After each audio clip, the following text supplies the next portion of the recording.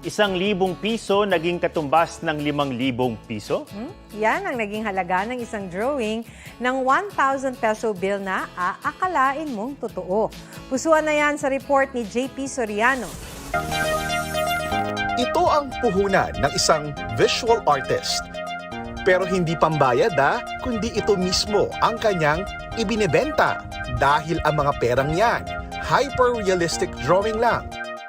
Likha ni RJ Ray Burlat mula Surigao del Sur. Grade 1 pa lang po ako. Mahilig na po ako sa mag-drawing. Mga notebook ko, puro drawing. Sumasali po ako sa mga contest sa eskwelahan, elementary, high school, pati college na din. Nag-discover ako ng mga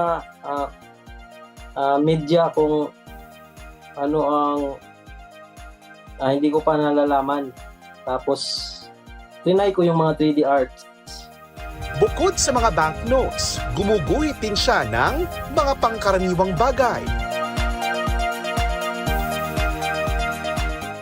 Maging sikat na mga karakter at personalidad. Sa katunayan, mahigit 400 3D artworks na rin daw ang kanyang nagagawa. Mixed media ang gamit ni RJ Ray sa kanyang obra. Halos 6 na taon na rin siyang lumilikha ng hyper-realistic artworks. Ang kanyang mas napagkakakitaan, commission artworks mula sa mga customized 3D portraits. Gawin nila po yung kung saan po sila magaling. Mag-share lang po sila ng kanilang talent. Makikita naman po yan ng mga tao na nag-i-improve po yung art mo.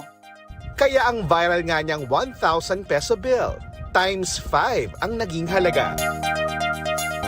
Patunay raw na kayamanan niya ang talento at husay sa paggawa ng obra.